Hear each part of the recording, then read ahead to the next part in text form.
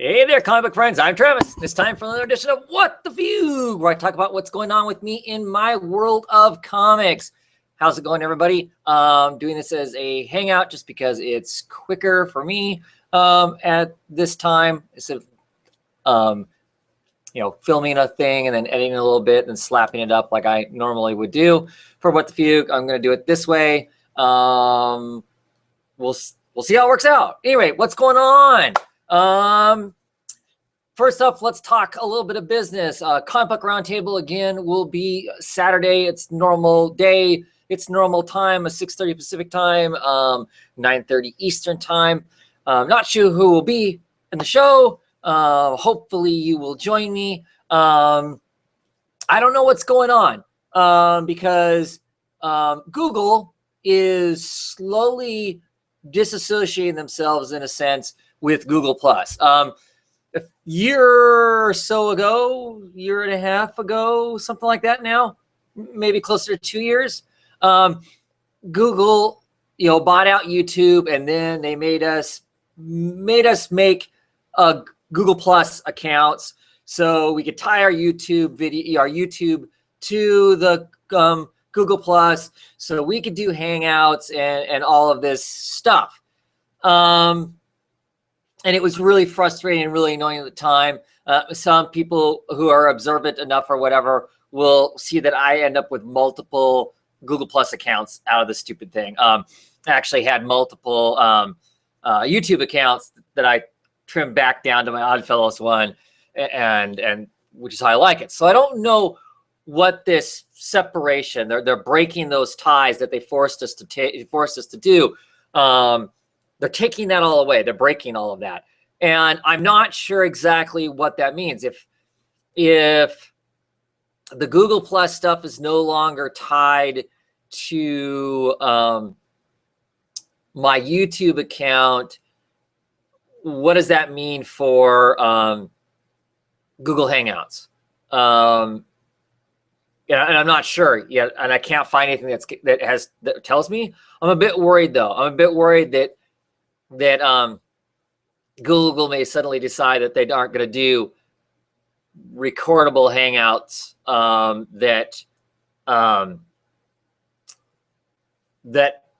I can host on my channel, which would be, well, it would suck. I mean, first and foremost, Comic Book Roundtable would pretty much be done, unless there's some other magic out there to make it work. That would be the first thing that would be a real drag. Any other type of thing that we all do together as a group type activity here in the comic book community would suddenly be gone also. So I'm hoping that it doesn't mean anything as sinister as that, as sinister as, it's not being able to use Hangouts, because that would just, like I said, that'd be a bummer. Because I get a lot of great joy in being able to have this kind of conversation besides just making the videos and being able to live interact and talk comic books with people is a great thing. I mean, that's one of the awesome things about YouTube, and take it that one step further by using the Google Hangouts, so we can actually have a closer to face-to-face conversation with people. The last couple years of me doing that have been awesome. There have been some downsides along the way, of course, as all community type stuff goes. But as a whole, it has been awesome. It's been awesome to be able to face-to-face talk comic books with people and whatnot. So I'm hoping that none of that goes. Anyway, we'll carry on until we hear something differently. If somebody out there has heard something more detail on the whole, how does that work? How, as the Google Plus thing shrinks, I don't know that it's completely going away, but as they separate that so you don't have to be logged into Google Plus to make the rest of your account operable, what is that going to mean? Does that mean we're going to lose the whole Hangout ability? Because that'd be pretty horrible if that ends up being the case. I know there's another way to do a live event kind of a thing just through YouTube, but it seems to be you have to have some other encoder to do that, and then I don't know that I can invite somebody to hang out with me. And the Hangouts is the important part. I don't need to do this stuff live. Otherwise, most of the time, if I'm doing it live, it's because I'm being lazy more than anything else. Because it's not like the video quality and sound quality and stuff like that is as good as if I actually use my actual camera as opposed to, a webcam and that sort of thing. So, like I said, hopefully that won't kill our fun. So, fingers crossed. But if you know something I don't know, let me know, or post links to articles that I can read that aren't, we think this is what's going to happen, but what's actually going to happen. So I don't know. I don't know if Google's going to completely get rid of that or not. How far are they going to roll it back? I mean, because now you can have a YouTube account, without having to have the Google Plus account like it used to be back in the day. Are they going to roll it back and allow us to do video responses too? That would be awesome. I mean, I never used the video responses a lot, but I liked having the ability to be able to do it when I wanted to. Anyway, so there's that. Google Hangouts are going forward for now. We just need to kind of keep our ears to the ground to see if that's going to change. And then I don't know what we'll do otherwise. I suppose we could go back to making it more like a podcast where we can have a conversation through Skype, record it, and post it on YouTube, but not have video, which wouldn't be nearly as much fun, and certainly would not be interactive with you, the audience, while it's live, because, of course, there's no way to monitor comments at all. So, anyway, that being said, I just keep talking about the same thing. Not really anything going on as far as news type thing goes. I don't know if I mentioned this over the last couple What the Fugues I've done, kind of looking into the future of my comic book buying habits, what I'm ordering, because, of course, I'm ordering stuff, in advance through Discount Comic Book Service. And I'm going to be going through a spell here pretty quick where I'm not going to have any Marvel books, I think. Because I'm not jumping on much in the way of the Secret Wars stuff. Almost everything that I'm reading, their titles, the Magnetos, the Loki, that sort of stuff is all ending. Some of it I think is going to start back up again. Actually, I think Ms. Marvel's book, I think, is going to start back up again. No Loki, no Moon Knight, I don't think. Magneto. So I think that I'm going to do end up being like I was for DC with the last DC event. There's going to be a month or two where I'm not ordering any Marvel books, so it's going to be interesting to see how that all works out, and then I'll have to decide coming out the other side exactly what I want. Of course, they've announced all the all new, all different Marvel stuff, and whereas originally when that stuff was announced, I was like, yeah, I'm going to get a lot of this stuff. Well, since then, other stuff has been announced that I'm interested in, and I'm not a man of unlimited income when it comes to comic books. At some point, I'm going to have to start making decisions as to what I'm going to get and not going to get. Fortunately, to some degree, some of that stuff has, stuff has been dropped for me. So I've got room to pick up other stuff. But, like a lot of those Vertigo titles we talked about, I'm interested in getting those. So, yeah, so I mean, that's, that'll be probably more of a focus than some of the Marvel stuff. And then we'll kind of see. I dabble in Marvel. I'm not, huge into Marvel stuff, but there is stuff I like. So we'll see, I guess, going forward, what that's really going to be like and stuff for me. Anyway, yeah, that's that. So I have been tagged multiple times over the last month or so, I think, to do a video about what's in my to read pile. Well, anybody who's been watching What the Fugue or follows me on Twitter knows for a while I was literally out of comic books. I had actually read every comic book in my house was read. I mean, I did not have a read pile. I didn't have trades sitting around. I didn't have back issues that I bought sitting around that I hadn't read. I had read everything. And so, I mean, I was literally waiting for the week's comics to get to me, and then I would have something to read. Otherwise, I did not have anything to read. So that's one of the reasons why I didn't do a a video for the whole tag video because it didn't make any sense to me to basically come on and say, oh, yep, I don't have anything to read. And that's it. And then tag somebody else. I'm not going to tag anybody else because this video's, I mean, the tag's been around for a very long time. And I think everybody's been tagged at some point or another, I would assume. If you haven't been tagged, I guess take this as the opportunity for me to say I tagged you and let us know what's in your reading pile. I do have stuff in my reading pile now because since that originally came about, I've actually picked up some stuff. The latest person to tag me was Joshua Hayes, Bat Josh, had tagged me, and thank you very much. Being interested in what I'm reading. I do have some books that I have built up now. Clearly, one of the things I have to read, I have all of those romance comics that I got that I did a video on a couple of weeks ago. I've read very few of those. I read some of them. That's going to be a slow, ongoing process to read that stuff because some of those books are on the musty side enough that they tend to set off my allergies, and I can only read so many of those before I just generally don't feel really good. So I'll slowly get at those because as much as they're fun to read, it's not fun to read something that makes you sick afterwards, right? So I'll slowly get to those. But things I do have in my reading pile that I'm excited to get to, that I'll be diving into here relatively quickly, is first up, hardback of Plague of Frogs. This is number 3. Some of you may have known I've been complaining about the fact that they issued these books a long time ago and they just started reissuing them again. They put out number 1 and number 2 of BPRD Plague of Frogs in hardback, and they were supposed to put out 3 and 4, and I had 3 and 4 ordered. And then for whatever reason, Dark Horse decided that they weren't going to put them out in hardback. They'll only release them in trade. So I had to scramble to try and get these books in hardback because they're basically, I wanted all my hardbacks to look the same when I buy a group of hardbacks. I want them all to be basically the same volume.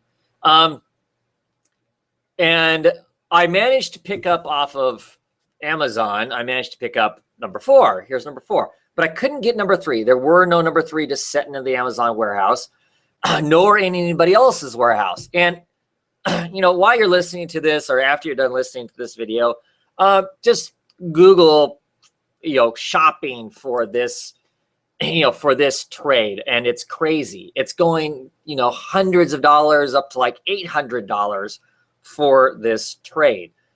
So I figured there's no way in hell I'm getting the trade. I figured what I was going to do is I was going to buy instead of getting it hardback, I'd buy it in a trade paperback just so I could read the story, so I could go on and read number 4. And then as I went to cons or if I traveled anywhere, I would stop at any comic book stores or bookstores that I could find and cross my fingers and hope there'd be one just randomly sitting on a shelf somewhere and I could buy it. Fortunately for me, I have friends who look out for me, and this was just sitting on the shelf, and Christina picked it up for me, which is pretty awesome, at cover price. Clearly it's been sitting on the shelf probably since this was published, and I can't remember. I'm looking right now to see if I can find what the publication date of the originals of these were because I can't remember.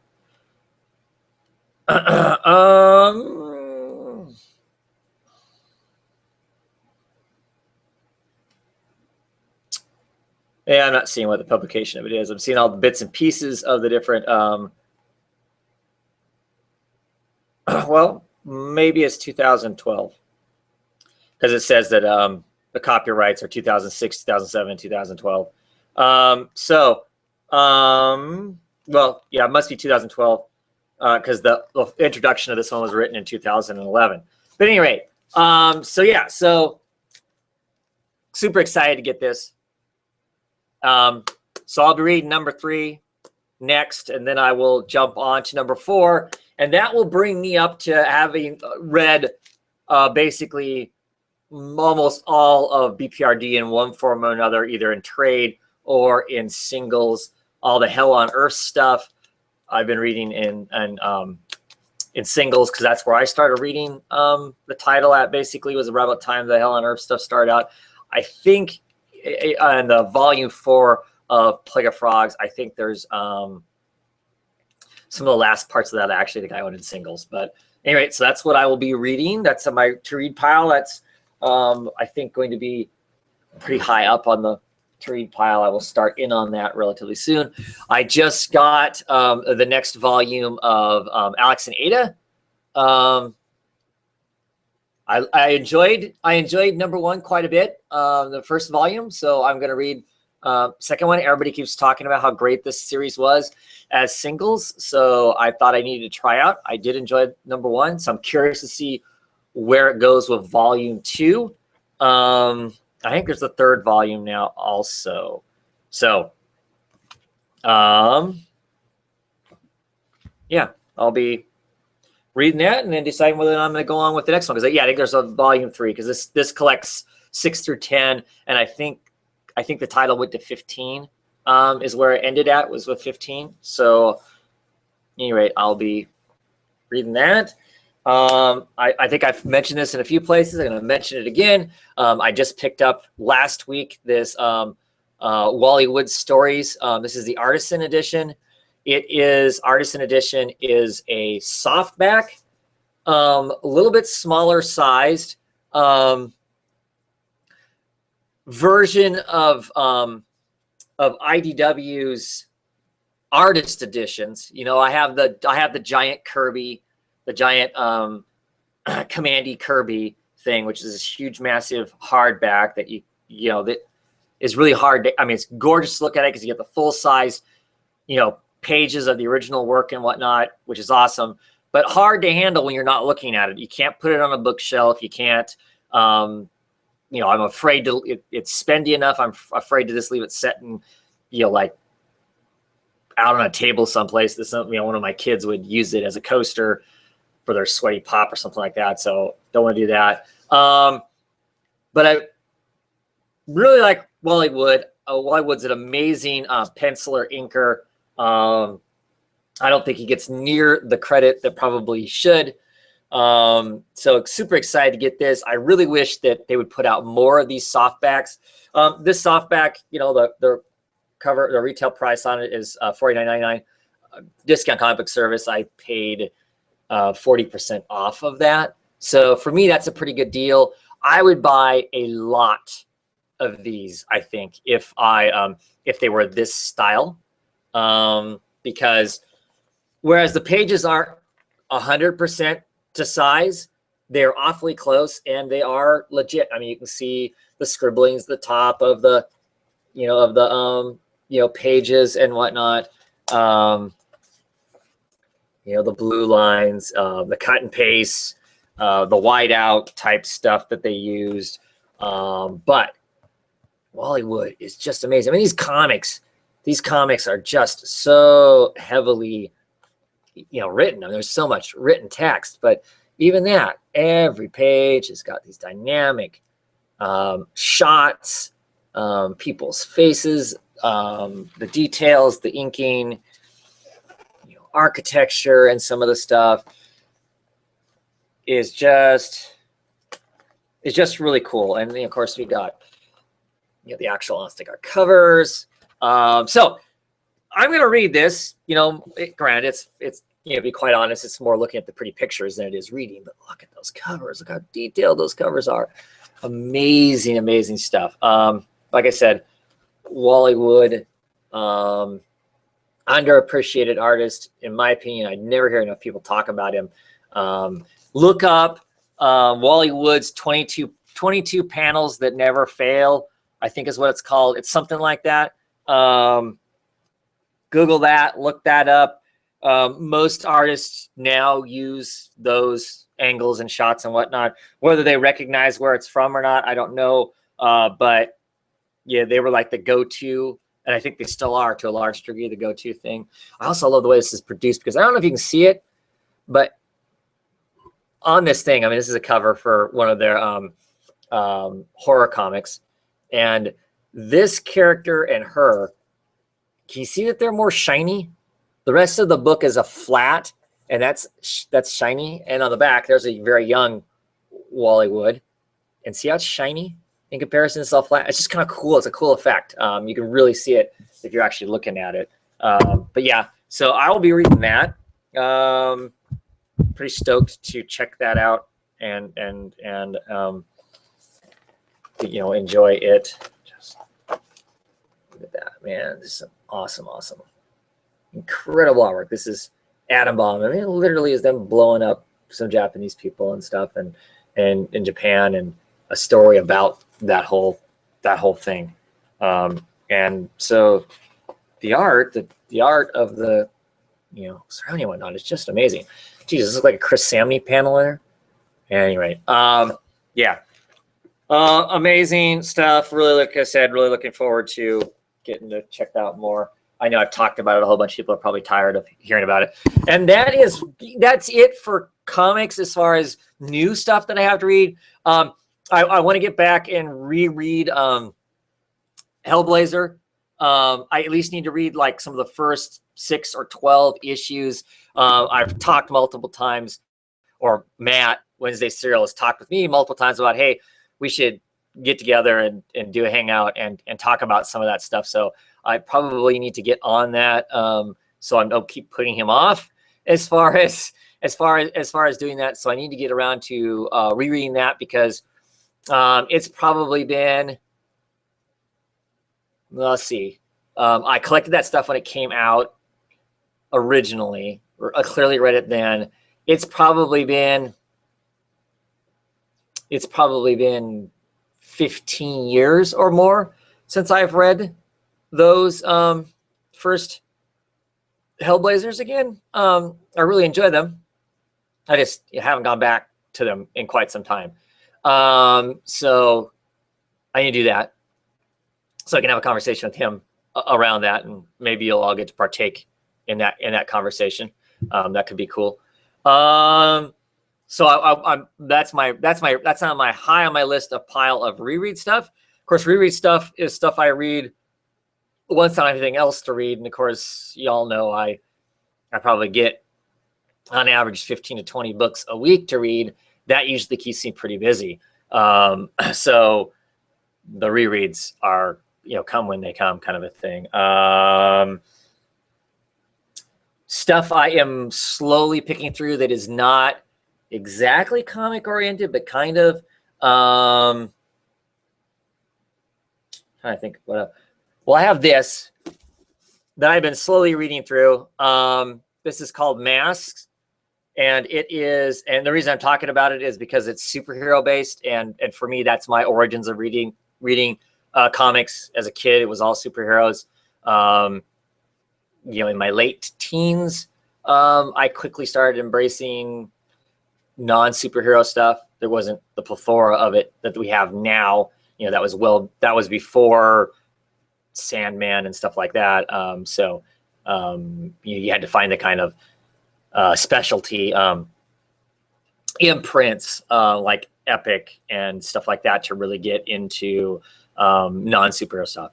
But anyway, so reading this is prose. This is Masked. I actually picked this up the first Emerald City Comic Con I went to. I bought this off of Matthew Sturges, who writes House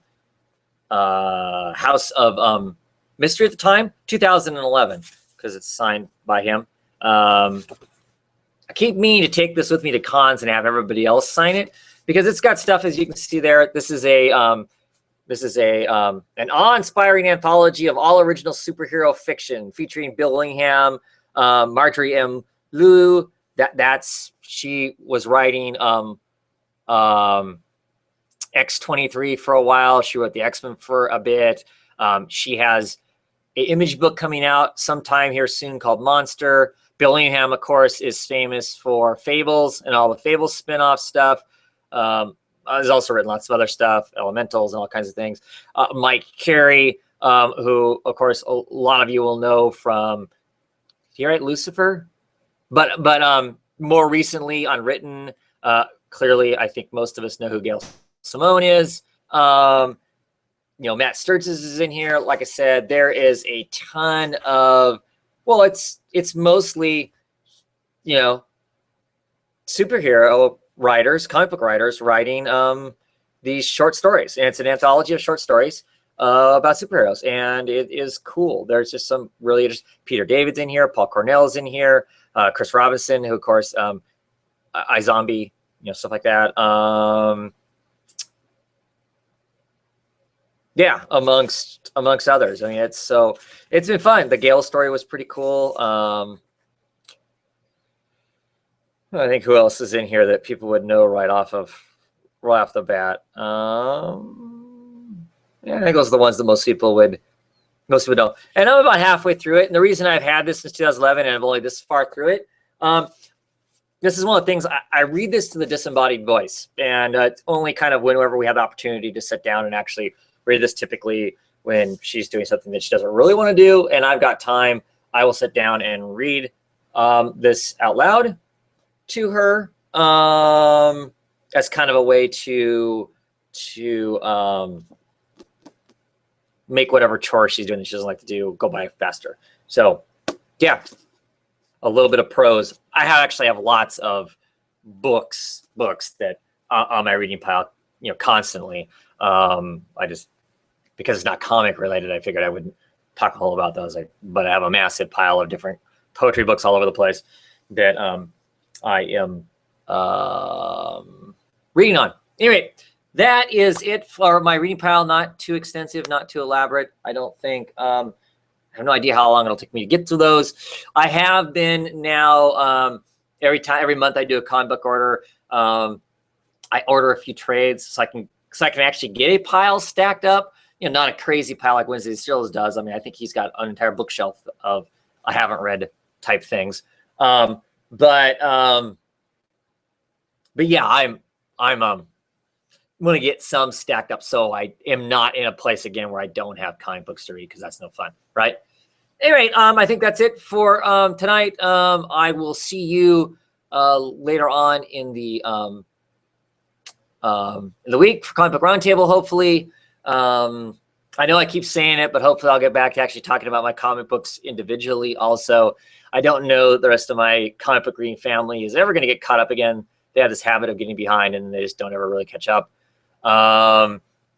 So I will not wait for them anymore. What's been happening is I'll like, okay, I'm going to do one.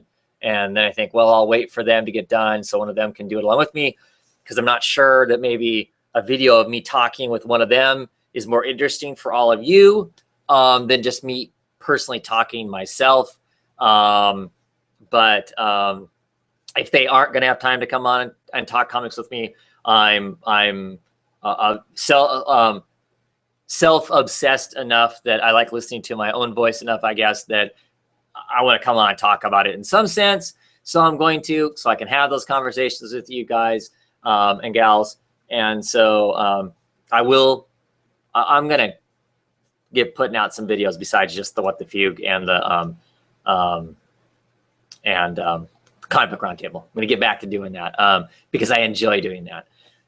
So yeah, thank you all for watching. Thank you all for subscribing. I finally hit 800 subscribers today, as a matter of fact. No, I'm not doing a contest. I don't do contests on subscriber things, but I do appreciate it. And I say finally because it just seems like I've been this kind of hovering right around that for a very long time and have not been able to hit it or break it, kind of a thing. So that's, you know, kind of cool. I don't do this for the count of the subscribers so much as, you know, if there are 800 of you out there that have subscribed to me, hopefully that means maybe, you know, 10% of you are actually willing to have a conversation with me about comics. And that's awesome because I love comics. I love sequential art. I love talking about it, and just about it in every sense of the way. I like talking about it. So that's why I'm here. That's why I'm making the videos. I'll be coming up on, well, a couple months away from my 4-year anniversary. So that'll be cool. We'll see what I'm going to do for that. Yeah, I have some ideas I've been actually kicking around for almost a couple of years now that I may actually execute this year. We'll see. Yeah. Anyway, thanks for watching. Thanks for tuning in. Thanks for giving your opinion and talking comic books with me. And see you later on in the week.